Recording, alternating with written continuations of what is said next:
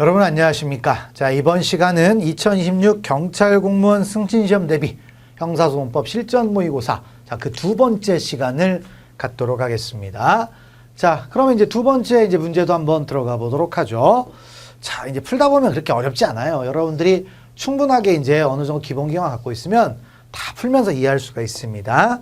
자, 그리고 대신 이제 기억이 안 나는 부분이 있으면 어떻게 해야 됩니까? 당연히 기본서 찾아보고 그러면서 이런 거였구나라고 해야 되지 그냥 여기서 고민하면 안 돼요. 그래서 모르는 내용들은 반드시 기본서 등을 통해서 확인을 꼭 하셔야 된다. 알아두시고요. 자, 2번 갑니다. 첫 번째, 법원에 관할 옳지 않은 거 관련 사건이 지방법원 항소부와 고등법원에 계속되고 있습니다. 그러면 지방법원 항소부 고등법원이라는 얘기는 이거는 사물 관할이죠. 사물 관할. 그래서 사물 관련 사건인데 사물 관할의 병합 심리를 얘기하는 거예요.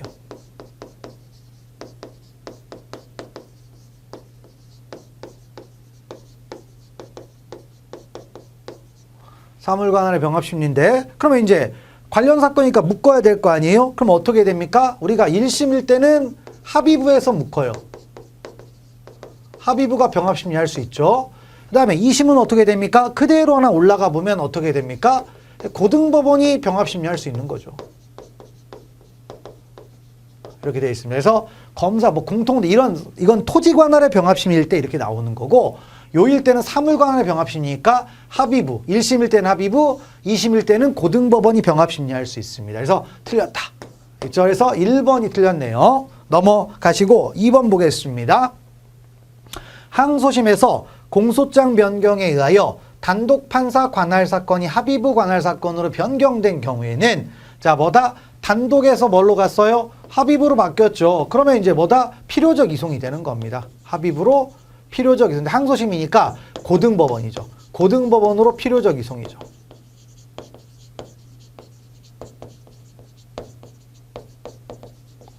됐고, 세 번째, 형사소송법 4조에 의해 지방법원 본원의 제1심 토지 관할이 인정된다고 볼 특별한 사정이 없는 한 지방법원 지원에 지원에 1심 토지 관할이 인정된 사정만으로 당연히 지방법원 본원에도 토지가 인정된다고 볼 수 없다. 무슨 말이죠? 우리가 이제 지방법원에 지원과 본원과 지원이 있잖아요. 본원과 지원이 있는데 이게 조직법적으로는 위아래가 있을 수 있지만 우리가 토지 관할 면에서는 대등한 거예요.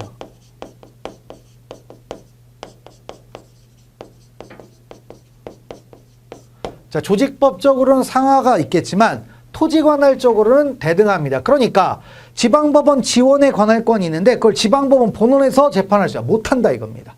못한다. 그래서 3번 맞는 얘기가 되겠고요. 4번 관할 이전의 신청을 기각한 결정에 대해서는 판결 전 소송 절차에 관한 결정이죠. 그러니까 즉시항 규정이 있었는데 그런 거 없다 이거죠. 그래서 불복이 안 된다. 그래서 1번이 틀렸고 다 맞는 얘기가 되겠습니다. 자, 넘어가시면 되겠고요. 다음 5번 가보겠습니다.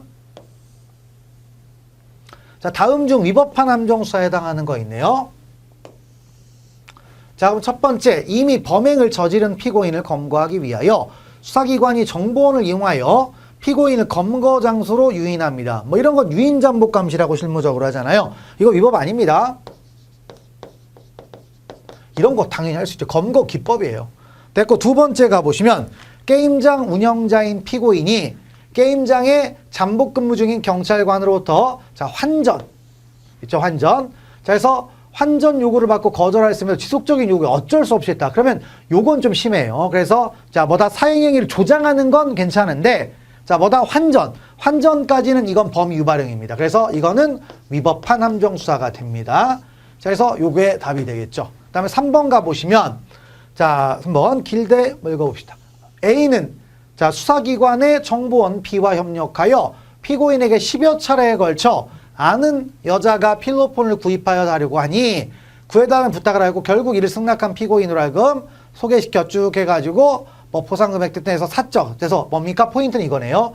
수사기관과 직접적인 관련 없이 유인해 독자적으로 했대요. 그러면 수사경우에 관련성이 없으니까 이거는 위법이 아닌 거죠. 자기들끼리 치고 패고 한 거죠. 그래서 그런 얘기가 되겠고, 4번도 마찬가지입니다. 이거 용감한 동거녀인데, 동거남이 구속되니까 석방을 시키기 위해서 마약 밀매를 하나 만들어냈어요. 그러면 이것도 마찬가지로 직접적인 관련성이 없기 때문에 위법이 아니다. 이렇게 간 거죠. 그래서 그런 말들을 파악하시고요. 넘어가시면 되겠습니다. 자, 그 다음에 8번 한번 볼까요? 자, 피의자 신문 변호인 참여네요. 자, 그럼 먼저 조문이죠. 243조의 2의 1항인데 검사 또는 사법경찰관은 피해자 또는 변호인, 법정대리인, 배우자, 직계, 친족, 형제자매의 뭐다? 신청에 따라서 접견하게 하거나 쭉 해가지고 참여하게 뭐다? 하여야 한다. 그래서 변호인 참여권을 권리로 인정을 했죠. 그래서 참여하게 할 수 있다는 하면 틀리죠.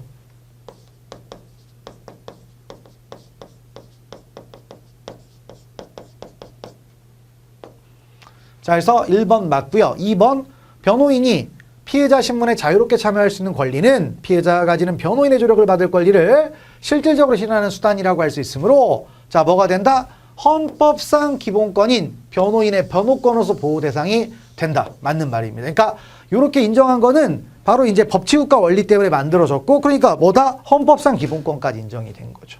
됐고 그다음에 세 번째 가보시면 검사 또는 사법경찰관의 부당한 신문 방법에 대한 이의 제기는 고성, 폭언 등 그 방식이 부적절하거나 또는 합리적 근거 없이 반복적으로 이루어진 등의 특별한 사정이 없는 한 그러니까 일반 원칙적으로 자 원칙적으로 인정된 권리 행사하다. 그러니까 이런 것들 있죠. 뭡니까? 부당한 신문에 이의 제기할 수 있어야죠.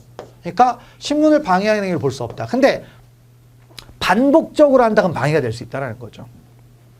자, 됐고 네 번째 검사 또는 사법경찰관이 변호인의 참여를 제한하거나 퇴거시킨 처분에 대해서는 준항고를 할 수 있죠. 근데 준항고는요. 이게 수사상 준항고거든요. 그래서 기간 제한이 어떻게 되냐? 없어요.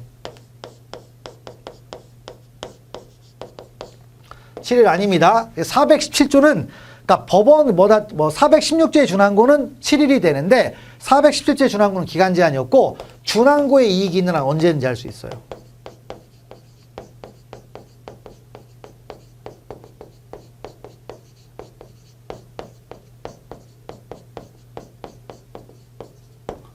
자, 그래서 4번이 틀렸네요. 넘어가시면 되겠습니다.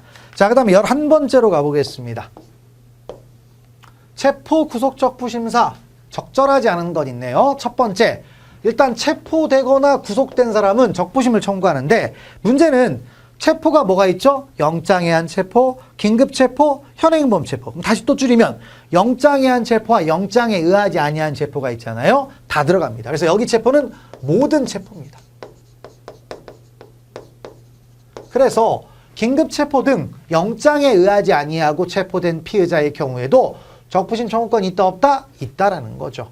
자, 그다음 두 번째, 체포구속 적부심사 청구에 대한 법원의 결정이 있죠. 그러니까 결정은 뭐예요? 기각하든 석방하든 하잖아요. 그럼 어떻게 된다? 신문이 종료한 때로부터 몇 시간? 24시간입니다. 그러니까 일단 청구를 하면 신문은요. 청구한 때로부터 48시간이에요. 근데 결정은 신문이 종료한 때로부터 몇 시간이다? 24시간이 됩니다. 이렇게 돼요. 그래서 맞는 얘기가 됩니다. 그 다음에 세 번째로 가보시면 있죠? 세 번째. 자, 체포구속 적부심사 결정에서 석방된 피해자가 있네요. 자, 요거 있죠. 요거는 이제 제대로 석방이 된 거죠? 그러면 재체포 재구속 제한이 있죠. 뭐가 있어요? 도인이죠. 도인. 근데 이 도인은 현실적으로 도망하거나 현실적으로 증거 인멸한 거죠. 염려가 아니에요.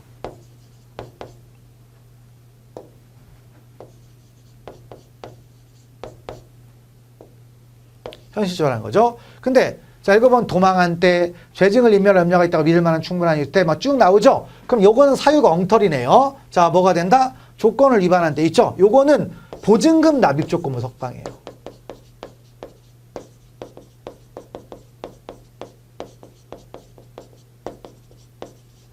이런 얘기입니다. 그래서 3번이 틀렸다. 됐고, 다음 네 번째.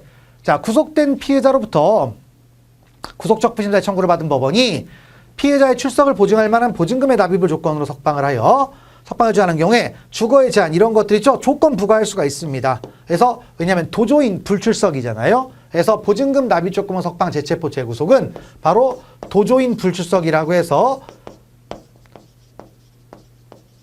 도망, 그다음에 법원이 정한 조건을 위반했다. 그다음에 증거를 인멸할 염려가 있다. 정당한 이유 불수하겠다. 그래서 바로 적당한 조건 부과할 수 있습니다. 그래서 3번이 틀렸다. 이런 것들을 좀 파악하시고 넘어가시면 되겠습니다.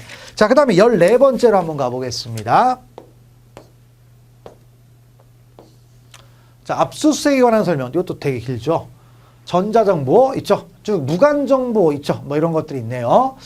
자, 가보시면은 전자정보에 대한 압수수색에 있어서 그 저장 매체 자체를 외부로 반출하거나 하드카피, 이미지 등의 형태로 복제본을 만들어 외부에서 저장 매체나 복제본에서 압수수색이 허용되는 예외적인 경우에도 유관정보 이외에 무관정보를 이런 거 하면 된다, 안 된다? 안 되죠. 그러니까 원칙은 그 자리에서 범위를 정해서 복제하거나 출력하는 게 원칙인데 이건 이제 예외적으로 이런 사정이 있으면 가지고 나올 수 있었죠. 근데 가지고 나와서도 뭐다? 혐의와 관련된 것만 보라 이거예요. 그래서 1번 맞는 얘기가 되겠고, 그다음 2번 가보면 자, 전자정보에 대한 압수수색이 종료되기 전에 유관정보를 적법하게 탐색하는 과정에서 무관정보를 뭐 했다? 우연히 발견했대요. 그럼 어떻게 하라고 했습니까? 범위를 넘어서니까 열어보면 안 돼요. 근데 보고 싶다. 그럼 어떻게 한다? 더 이상의 추가 탐색을 중단하고 그 다음에 쭉 해서 무관정보에 대한 영장을 발부받은 경우에 한하여 적법하게 압수수색을 할 수 있다 이거죠. 그러니까 멈추고 영장 받아오라 이거예요. 근데 만약에 영장 안 받고 열어봤다? 위법이라는 겁니다. 그래서 2번 맞고요. 다음 3번. 자, 수사기관이 무관정보를 우연히 발견하여 그에 관한 압수수색 영장을 발부받아 자, 그 무관정보를 압수수색하는 경우에도 자, 뭐가 되죠? 요거 뭡니까? 새로운 압수수색 영장 집행 절차니까 참여권 보장하고 그다음에 목록도 교부하는 등 피압수수색 이익을 보호하게 한 적절한 조치를 해라. 그러니까 즉 절차 준수해라 이거죠. 우리가 알고 있는 압수수색 절차 있죠? 이거 다 준수하라 이거예요. 그래서 3번 맞다. 그러니까 새로운 영장 리셋돼 가지고 다시 절차들을 진행해 주는 겁니다. 그래서 자, 3번도 맞고요. 그다음에 4번 가보겠습니다. 4번 수사기관이 유관정보를 선별하여 압수한 이후에 나머지 무관정보를 삭제, 폐기, 반환하지 아니한 채 그대로 보관하고 있는 경우 무관정보 부분은 이를 영장 없이 압수수색하여 취득한 것이어서 위법하지만 사후에 법원으로부터 압수수색 영장이 발부되었거나 쭉 됐습니다. 일단 위법이 됐는데 이 위법은 뭐예요? 사실 영장주 위반이거든요. 그래서 위수중이에요. 그러면 당연히 증거동의 되겠습니까? 안 되겠습니까? 안 되죠. 치유 안 됩니다. 중대한 하자는 뭐다? 치유가 안 되는 거죠. 그래서 그런 말들을 또 파악하시고 넘어가시면 되겠습니다. 다음에 17번째 가보겠습니다. 자, 재정신청 있네요. 옳은 것 있죠. 옳은 것. 돼서 있는데 자, 재정신청을 하려고 합니다. 근데 재정신청은 검사의 불기소 처분을 법원에서 다투는 절차예요. 그러다 보니까 이거 법원에 내는 거 아니야? 아닙니다. 지방검찰청 검사장한테 내야 됩니다. 그래서 고등법원이 아니고요. 지방검찰청 소재를 관할하는 지방검찰청 검사장입니다. 법원이 아니에요. 그래서 검사가 되면 이쪽에서 법원으로 송부를 하는 거죠. 그래서 검찰항고 전치주의가 적용되면 7일, 그 다음에 검찰항고 전치주의 예외에 해당하면 30일 이렇게 가는 거죠. 그래서 검사장한테 내는 거고요. 그 다음에 두 번째는 뭡니까? 재정신청 이제 정지하 취소할 수 있는데 재정신청의 취소가 만약에 있죠. 근데 취소는 나 혼자 취소는 다른 신청과 효력이 있겠습니까? 효력이 없죠. 근데 왜 이 얘기가 나오냐면 신청권자가 여러 명 있을 때 한 명 신청하면 전원의 신청이 돼요. 하지만 취소는 그 사람한테만 효력이 있다는 겁니다. 자, 그래서 2번도 틀렸고요. 3번 검사의 무혐의 불기소 처분이 위법하다면 비록 기록에 나타난 여러 사지 사정을 고려하여 기소 이외의 불기소 처분할 만한 사건이라고 인정되는 경우가 됐습니다. 그럼 어떻게 된다? 기각할 수 있습니다. 그래서 이제 법원이 판단해 보니까 100% 잘못됐다 이게 아니라 어차피 기소할 만한 사건이 아니다라고 판단되면 기각할 수가 있다는 거죠. 자, 그래서 3번까지 틀렸고요. 4번 법원이 재정신청서를 송부받았음에도 송부받은 날로부터 형사소송법 262조 제1항에서 정한 기간 보통 10일이죠. 피해자에게 그 사실을 통지하지 아니한 채 자, 쭉 해서 공소제기 결정을 했습니다. 자, 그러면 이제 공소제기 결정이 닿잖아요. 그럼 이거는요. 재항고도 안 되고요. 그다음에 본안 절차에 다툴 수도 없습니다.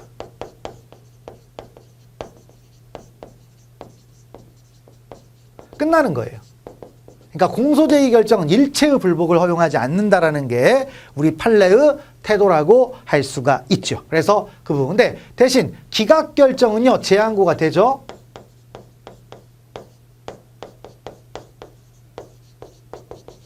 공소제의 결정과 기각 결정의 차이점이 생기는 거였습니다. 넘어가시면 되겠네요. 그래서 4번이 맞고요. 자, 20번 가보겠습니다. 자, 공소사실의 특정이 있네요. 검사가 이제 공소를 제기하면 공소사실 특정을 시켜야 되는데, 자, 읽어봅시다. 검사가 전자문서나 저장매체를 이용하여 공소를 제기한 경우 법원은 저장매체에 저장된 전자문서 부분을 제외하고 서면인 공소장에 기재된 부분만으로 공소사실을 판단한다. 왜? 공소 제기 방식은 서면이죠.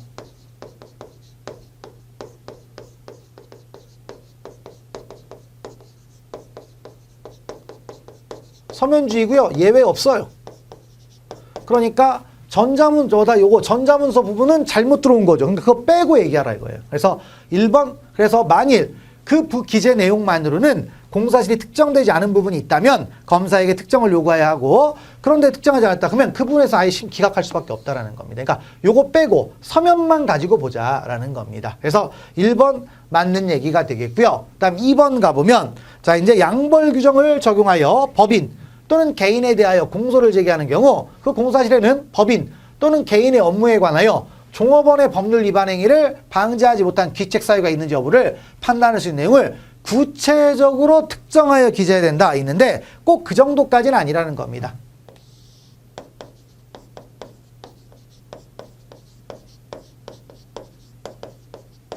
왜냐하면 어차피 기소를 하는 거잖아요. 이제 기소를 하는 거니까 주의무가 있냐만 따지는 거고, 그걸 자세하게 들어갈 것은 이제 본안심리에 들어가는 거니까, 자, 뭐다 이렇게만 해도 충분하다는 얘기죠. 그래서 2번이 틀렸다. 좀 주의하시고요. 3번 가보면, 조세범 처벌법 소정의 무거래 세금 계산서 수수죄는 각 세금 계산서마다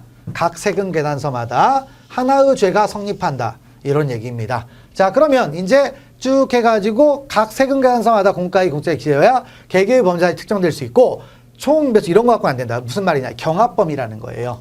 자, 그럼 공사실의 특정과 관련해서 이 무거래 세금 계산서 교부죄는 경합범이다. 그럼 어떻게 해야 됩니까? 각 범죄별로 특정해야 됩니다.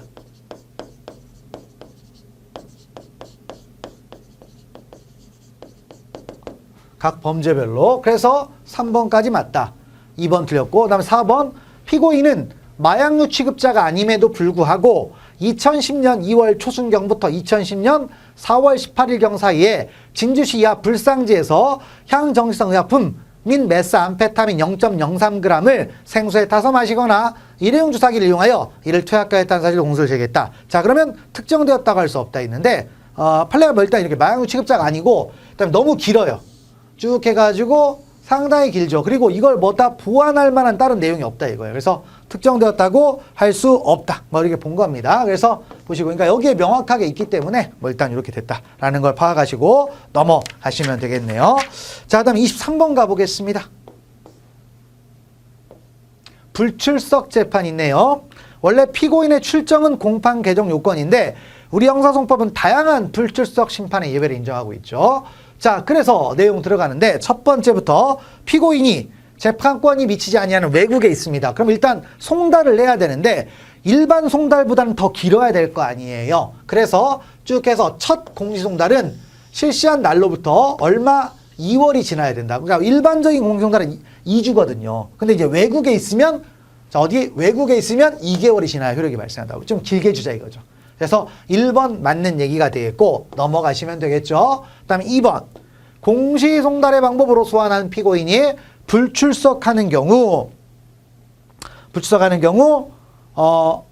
다시 공판기를 지정하고, 그 다음에 공시송달의 방법으로 피고인을 재소환하는 기일에도 피고인이 불출석하여야 불출석한 상태 재판 절차를 진행할 수가 있다라는 거죠. 그러니까 이렇게 깐깐하게 한다 이거예요. 됐고, 세 번째, 약식명령에 대한 정시재판 절차의 공판기일에 정시재판을 청구한 피고인이 출석하지 아니한 경우 역시 마찬가지죠. 이제 이건 항소심하고 똑같이 가기 때문에 다시 기일을 정하고, 그다음에 또 다시 정한 기일에 출석하지 않았다. 그럼 그때 진술 판결하고, 그다음에 그러고 나서 이렇게 이제 뭐냐면 피고인의 출석 없이 재판이 진행되잖아요.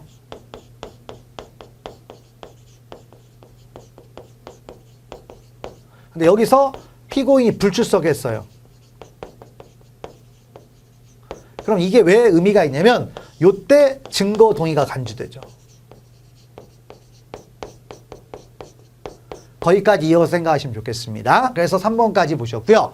4번 소송 촉진제에 관한 특례법에 따라 진행된 제1심의 불출석 재판에 관하여 검사만 항소하고 항소심에도 불출석으로 재판 쭉 해가지고 확정됐습니다. 그러면 비록 피고인에게 불출석에 귀책 사유가 없대요. 근데 구제를 해줘야 될 거 아니에요. 그래서 뭐 한다? 재심을 청구할 수가 있습니다. 재심도 되고요. 상소권 회복 청구도 가능합니다. 그래서 4번이 틀렸다. 넘어가시면 되겠습니다. 자, 그래서 이런 말들 보시고 그 다음에 26번 보겠습니다. 국민참여재판이네요.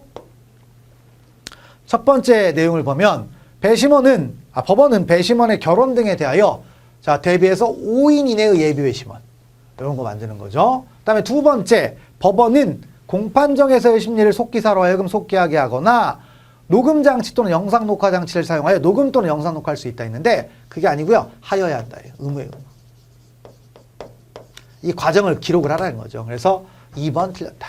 됐고 3번 배심원은 유무죄에 관하여 전원의 의견이 일치하지 아니하는 때에는 평결을 하기 전에 심리에 관여한 판사의 의견을 들어야 하고 꼭 들어야 되죠. 그래서 1차 평이 끝나고 2차 평의로 간 거예요. 그 다음에 다수결의 평결로 간다 이거죠. 그리고 이렇게 평결을 하면은 그래도 법원을 기속하진 않죠. 법원을 기속하진 않지만 뭐죠? 요 부분이 얘기가 되는 거죠. 그래서 어쨌든 판결서에다가 배심원의 의견을 기재할 수가 있는 거죠. 근데 기재할 수가 있는데 이건 일치할 때는 기재가 돼요. 기재할 수 있어요. 근데 만약에 일치 안 하면 기재하여야 됩니다.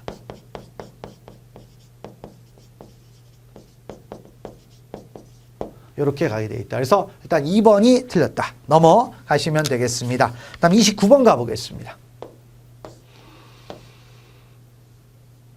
자, 위법 수입 증거 배제 법칙이네요. 첫 번째, 교통사고 조사를 담당한 경찰관이 피고인의 음주운전 혐의를 제대로 밝히기 위하여 피고인의 자발적인 동의를 얻어 혈액처치 방법에 한 혈액처치한 측정 방법으로 다시 음주운전을 조사한 조치를 위법하다고 할 수 없고 이를 통해 획득한 혈액 측정 결과 또한 뭐다 문제없다. 왜? 동의 받았으니까 문제없잖아요. 원래 동의는 자발적인 동의, 임의성만 입증되면 다 되는 거예요.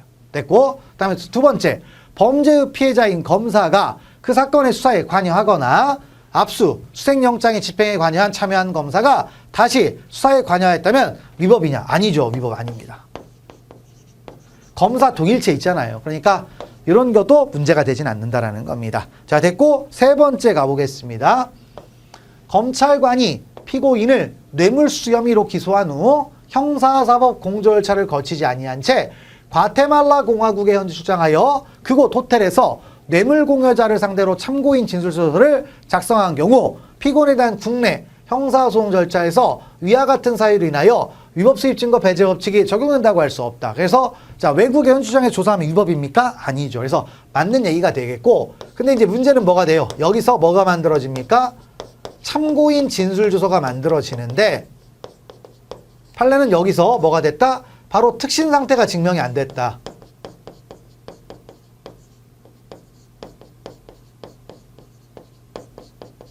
결과적으로 증거능이 없다라고 했어요. 그런데 우리가 구별할 게 있죠. 위수중이냐 아니냐와 전문법칙의 예외요건을 충족했냐 아니냐는 구별해야 됩니다. 자, 그래서 3번 맞는 얘기가 되겠고 그 다음에 4번 범행 현장에서 지문채취 대상물에 대한 지문 채취가 먼저 이루어진 이상 수사기관이 그 이후에 지문채취 대상물을 적법한 절차에 의하지 아니한 채 압수하였다고 하더라도 위와 같이 채취된 지문은 위법하게 압수한 지문채취 대상물로부터 획득한 2차적 증거에 해당하지 아니하면 분명하다. 그러니까 왜냐면 이후 절차가 아니라 앞에서 했잖아요. 앞에서 멀쩡하게 했다고 한 것이 뒤에서 위법이라면 소급해서 위법이 된다. 그러진 않잖아요. 그래서 맞다. 그래서 자 일단 2번이 틀렸다는 얘기를 파악하시면 되겠습니다. 넘어가시고요. 자 32번 가보겠습니다. 자 뇌물수수자 갑, 뇌물공여자 을 쭉 해가지고 을의 동창생 병을 참고인으로 불러 어쩌고저쩌고 쭉 해가지고 일관되게 부인했다 뭐 있네요. 자 그럼 1번부터 들어가면 이제 옳은 거 찾으라고 했으니까 자 병이 정당하게 증언 거부권을 행사했습니다. 그러면 행사했을 때 이 진술 주소가 있네요. 자 어떻게 됩니까? 증거는 있습니까? 아니죠. 자 뭐다 증언권 행사는 자 뭐가 돼요? 314 적용이 안 돼요. 왜? 필요성이 없거든. 그래서 안 됩니다. 자, 됐고 두 번째는 뭐가 됩니까? 병에 대한 진술조서 중 갑에게 뇌물을 주었다는 부분이 있네요. 자, 갑에게 뇌물을 주었다는 부분은 자, 뭐다 가배염의 증거가 있냐? 일단 갑에게 뇌물을 주었다는 부분을 누가 얘기했어요? 을이 얘기했죠. 근데 이걸 병이 했으니까 뭐가 됩니까? 이거 전문 진술이에요, 전문. 자, 증거를 씁니까? 일단 증거는 없죠. 원칙적으로 전문 증거는 증거를 못 쓰잖아요. 자, 됐고 그 다음에 세 번째, 을이 공판정에서 한 자백은 병에 대한 진술조서로 보강할 수 있느냐. 자, 병에 대한 진술조서 역시 전문 증거잖아요. 근데 우리가 보강 증거도 증거능력이 있어야 돼. 근데 증거능력이 있습니까? 없습니까? 없죠. 못 써요. 자, 그런 취지를 보시고. 그 다음 네 번째, 을이 공판정에서 한 자백인데 을은 이제 뭐가 됩니까? 공동피고인이 되겠죠. 그 다음에 갑 있죠? 자, 그럼 뭐가 됩니까? 상호간에는 보강 증거가 되죠.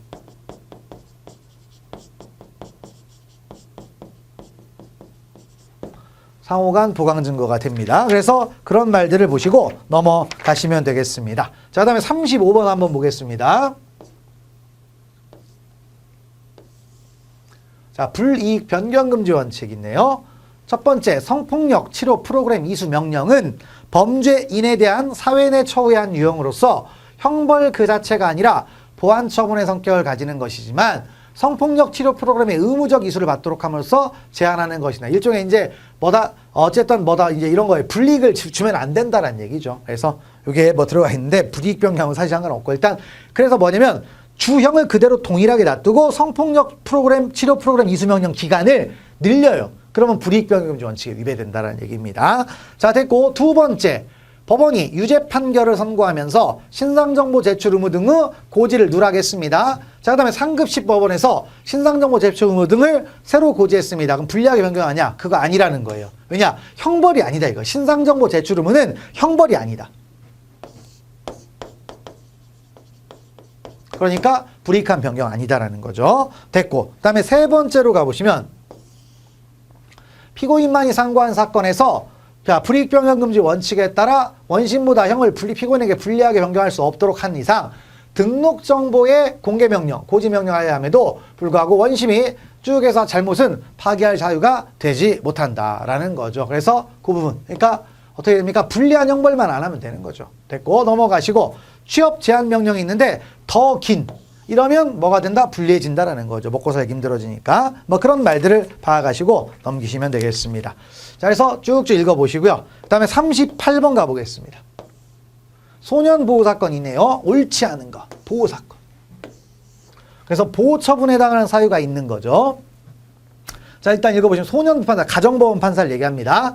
자, 사건의 심리를 개시할 수 없거나 개시할 필요가 없다고 인정되면 심리를 개시하지 아니한다는 결정을 하게 되어 있다. 그러니까 개시할 수 없다. 보호사건 안 하겠다라는 거죠. 그러면 이런 얘기가 되겠고 두 번째 뭡니까? 소년부 판사는 사건을 심리할 필요가 있다고 인정하면 심리 개시 결정을 하는데 이거 너무 디테일합니다. 그러면 여기서 뭘 보려고 하냐면 우리가 소년 보호사건이 있어요. 이것 때문에 아마 문제를 낸 것 같아요. 자, 비공개가 원칙입니다. 그러니까 우리 원래 공판 절차는 공개가 원칙이잖아요. 근데 요것 때문에 낸 거예요. 이것 때문에. 그래서 답을 위한 문제다라는 걸 취지를 좀 알아두시면 되겠습니다. 자, 그 다음 세 번째, 소년부 판사는 심리 결과 보호 처분할 수 없거나 할 필요가 없다고 인정하면 그 취지의 결정을 하고 뭐 이를 사건 본인과 보호자에게 알린다. 됐고 네 번째, 소년 판사는 심리 결과 보호 처분할 필요가 있다고 인정을 했습니다. 그럼 보호 처분하는 거죠. 그래서 뭐 소년은 보내고 이렇게 하는 거예요. 그래서 그런 취지들을 쭉쭉 읽어보시면 되겠습니다. 그리고 뭐 내용들이 더 길긴 한데 이 정도만 이제 보시면 될 것 같습니다. 그래서 두 번째 이제 우리 모의고사도 봤는데 이렇게 지금 길게 나와 있죠? 근데 가볍게 읽으시면 됩니다. 그래서 자, 취지를 정확하게 알고 모르는 부분들은 책을 찾아보는 거 대단히 이제 강조하고 싶고요. 넘어가시면 되겠습니다. 자, 이렇게 해서 이제 모의고사 두 번째 강의를요, 마무리를 짓도록 하겠습니다. 자, 수고하셨습니다.